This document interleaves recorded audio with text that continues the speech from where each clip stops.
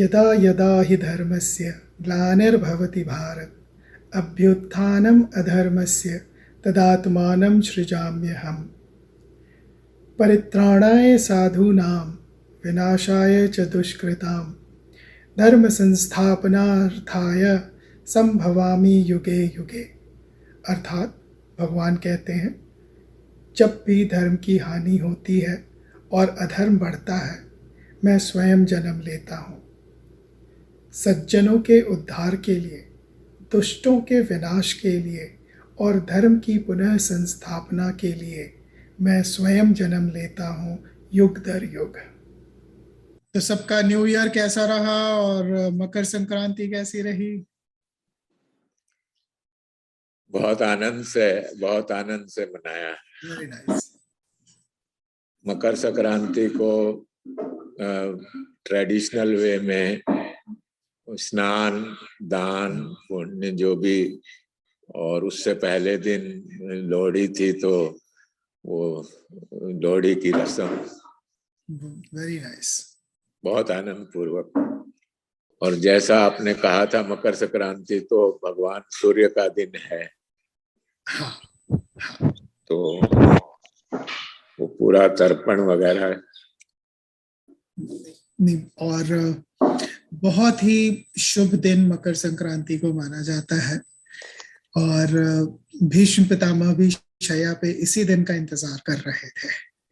6 महीने ऑलमोस्ट उन्होंने अपनी बाणों की शैया पे इसी दिन का इंतजार किया था कि सूर्य उत्तरायण हो, तब वो अपने प्राण छोड़ेंगे।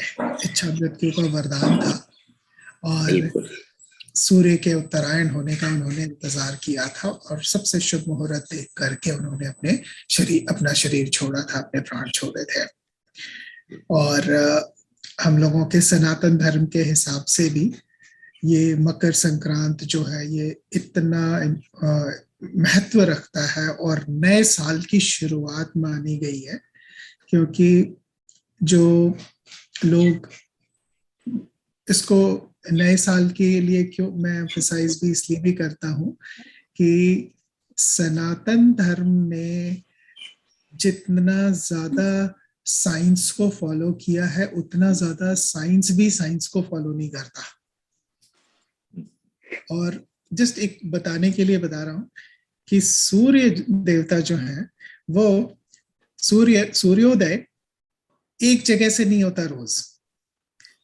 बिल्कुल दक्षिण का छोर सदर्न टिप से लेकर के सूर्योदय रोज एक एक करके आगे बढ़ता बढ़ता अपने नॉर्दर्न टिप तक जाता है।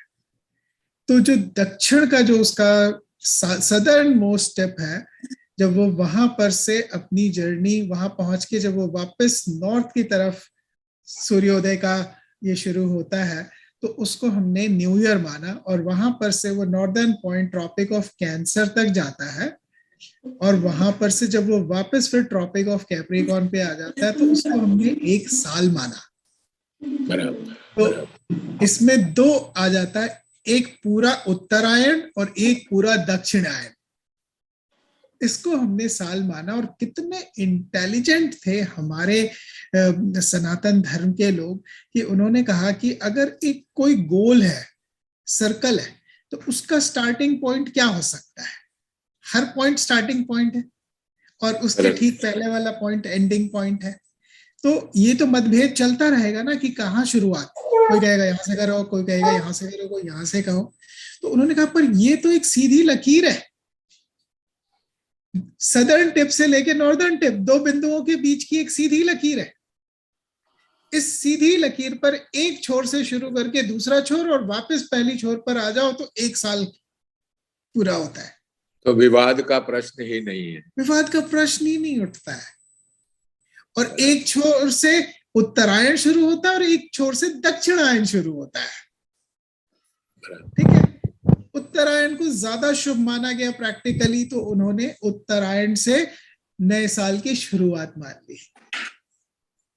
और ये एक बिना पढ़े लिखे इंसान को, बिना इसको सिर्फ सूर्योदय को देख करके वो बता सकता है कि अभी साल का कौन सा हिस्सा चल रहा है। बराबर। तो कई कई बार मैं सोचता हूं कि उस जमाने में भी कितनी समझ थी लोगों में, कितनी गहराई में जाते थे। आज का जो मॉडर्न साइंस है जो कहता है कि पृथ्वी जो है सूरज की ओर घूमती है, मैं मॉडर्न साइंस को डिनाई नहीं कर रहा हूं, लेकिन मॉडर्न साइंस की डेफिनेशन के हिसाब से उत्तरायण और दक्षिणायन एक्सप्लेन ही नहीं होता है।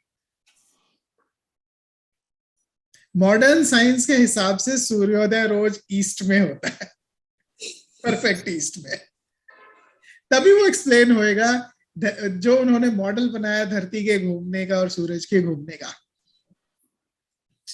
तो मॉडर्न साइंस से जो बहुत सारे विजिबल फिनोमिना है उसका एक्सप्लेनेशन आज तक उनके पास नहीं है। और सनातन धर्म ने विजिबल फिनोमिना को नकारने का कोई ये नहीं किया, विजिबल फिनोमिना को एक्सेप्ट करके उन्होंने अपनी सारी चीजों को डिजाइन किया है। अब एक पद्धति ये है कि विदेशों में, मतलब पाश्चात्य देशों में या साइंस के हिसाब से, हमारा जैसे 14 जनवरी को शुरू हुआ उत्तरायण, तो उनके हिसाब से 23 दिसंबर को ही उत्तरायण शुरू हो गया। क्यों? क्योंकि वो कहते हैं कि धरती तो अपनी एक्सिस पे 23.5 डिग्री टिल्टेड है, तो हमें जब दिखाई पड़ता है कि सूर्य यहां पहुंचा या यहां पहुंचा, तो उससे 23.5 दिन पहले, क्योंकि एक दिन में 1 डिग्री चलता है सूर्य, तो उससे 23.5 दिन पहले ही सूरज वहां पहुंच चुका होता है। सनातन के हिसाब से ये कि सूर्य चाहे वहां पहुंच गया हो, पर जब तक कि तीनों सीधी लाइन में नहीं आते, धरती उनकी उसकी लाइन में नहीं आती, हम नहीं मानते। अब अगर यहां पर इसको समझें तो जो वेस्टर्न साइंटिस्ट हुए हैं आइंस्टाइन, तो अपनी थ्योरी ऑफ रिलेटिविटी कहते हैं, बात करते हैं फ्रेम ऑफ रेफरेंस की, कि आप खड़े हैं और आपके सामने से एक गाड़ी गुजरी 60 की स्पीड पर, तो आप कह सकते हैं कि मेरे रेफरेंस से वो 60 की स्पीड पर गई, पर उस गाड़ी का स्पीड 60 नहीं है। धरती भी घूम रही है, धरती के ऊपर गाड़ी चल रही है, तो किसी और प्लेनेट से अगर देखा जाए तो उसकी स्पीड डिफरेंट आएगी, क्योंकि फ्रेम ऑफ रेफरेंस चेंज हो जाएगा। तो धरती के फ्रेम ऑफ रेफरेंस से देखें तो सूरज 14 जनवरी को ही हमारे यहां से दिखाई देता है कि मकर राशि में है। अब तो शायद एक दिन से चेंज हो गया है, क्योंकि ये ग्रेगोरियन कैलेंडर गलत है। अब वो 15 जनवरी के आसपास सूर्य की संक्रांति होती है। तो बहुत सारे लोग इस बात को नहीं जानते कि हमारे जितने भी त्योहार हैं वो ज्योतिष से जुड़े हुए हैं। संक्रांति का मतलब ही होता है सूर्य का ट्रांजिशन। मकर संक्रांति का मतलब सूर्य मकर राशि में एंटर हुआ, उस ट्रांजिशन, इसलिए उसका नाम भी मकर संक्रांति है फेस्टिवल का। उसी तरह से जुपिटर अपनी जगह पे घूम के 12 साल के बाद आता है, और जो कुंभ मेला है, जो कुंभ का जो फेस्टिवल है, वो 12 साल बाद इसीलिए आता है कि जब जुपिटर कुंभ में आता है, कुंभ राशि में। तो हम लोगों का इतना साइंटिफिक है सारा कुछ, जिस साइंस को समझने में भी इस मॉडर्न, जो अपने आप को मॉडर्न साइंस कहता है, उसको भी हजारों, कई 100 साल, 1000 साल लग जाएंगे हमारे साइंस को समझने में। इतना एडवांस्ड साइंस रहा है हमारा। तो मकर संक्रांति से बात हुई तो मैं इसको, इसीलिए मैंने थोड़ा सा वक्त लिया यहाँ पे मकर संक्रांति के ऊपर, कि मैं इसको भारत का सबसे बड़ा त्योहार मानता हूँ, और इसीलिए मैं इसको भारत का नया साल भी मानता हूँ। और सनातन में जैसे समय का जो डिस्क्रिप्शन है, ब्रेकअप है, तो एक साल के बाद आता है 2 आयन। मतलब एक साल में 2 आयन, एक आयन में 6 महीने, एक महीने में 30 दिन, एक दिन में एक महीने में 2 पक्ष, शुक्ल पक्ष और कृष्ण पक्ष। इतने अच्छे से इन्होंने डिस्क्राइब किया है। और मैं वही बताता हूँ कि समय की गणना, टाइम कैलकुलेशन जो सनातन धर्म में जिस तरह से किया गया, मतलब कि बिल्कुल प्रिसाइजनेस के साथ, वो प्रिसाइजनेस इवन आज का मॉडर्न डे साइंस नहीं पहुंच पाया है। दुनिया का अनोखा लूनी सोलर कैलेंडर सनातन धर्म ने बनाया है, ताकि लूनर ईयर और सोलर ईयर मैच करते रहे। वरना अपने आप में जाके 33 साल में लूनर ईयर और सोलर ईयर मैच होते हैं। तो 100 साल की जिंदगी में इंसान की लाइफ में सिर्फ 3 बार lunar date solar date same होगी, पर सनातन ने उसको कॉन्स्टेंटली मैच करते रहा। इतनी एडवांस्ड मैथमेटिक्स थी, इतनी एडवांस्ड समझ थी, इसीलिए हमारा हर त्योहार उसी मौसम में पड़ता है। कई बार लोग सोचते होंगे कि मैं कैलेंडर की और टाइम की और समय की गणना की इतनी बात क्यों करता हूं, क्योंकि समय की गणना के बगैर कुछ पॉसिबल ही नहीं है। कई बार लोग कहते हैं ना कि इंडिया का कंट्रीब्यूशन है नंबर 0 देना काउंटिंग सिस्टम में। गलत। इंडिया ने सिर्फ 0 नहीं दिया है, सारे नंबर सिस्टम दिए हैं। पूरा 1 से लेकर 0 से लेकर के 9 तक के सारे डिजिट्स इंडिया ने दिए हैं। और आप इंग्लिश के भी डिजिट्स देखोगे तो बहुत सारे डिजिट्स हिंदी के डिजिट से बिल्कुल सेम है, जो हमारे संस्कृत के ओरिजिनल, जो कि हमारे वेद में लिखा हुआ, हमारे ऋग वेद में लिखा हुआ है। और सिर्फ नंबर्स नहीं है, वैदिक मैथमेटिक्स जो कि ऋग्वेद में लिखा हुआ है। तो ये लोग झूठ फैलाने की कोशिश करते हैं कि इंडिया ने सिर्फ 0 का सिंबल दिया है इसमें नंबर सिस्टम में। नहीं, 0 से लेकर के 9 तक का सिस्टम दिया है, सारे न्यूमरल्स दिए हैं, डेसिमल सिस्टम दिया है, ये सारा कुछ भारत की तरफ से आया है। तो भारत के कंट्रीब्यूशन को छोटा करके दिखाने की कोशिश हमारे जितने भी इन्वेडर्स थे, उन्होंने भारत के हर कंट्रीब्यूशन को या तो खींच लिया है या छोटा दिखाने की कोशिश की है। ब्रिटिश ने आकर के हमसे समय की गणना को सीखने की कोशिश की, और हमारा जो 0 डिग्री लॉन्गिट्यूड था, जो कि उज्जैन से और महेंद्रगिरी पर्वत, ठीक है, से होते हुए जो गुजर रहा था, जो कि लंका से होके गुजरता था, उस 0 डिग्री लॉन्गिट्यूड के कॉन्सेप्ट को भी इन्होंने हमसे चुरा लिया।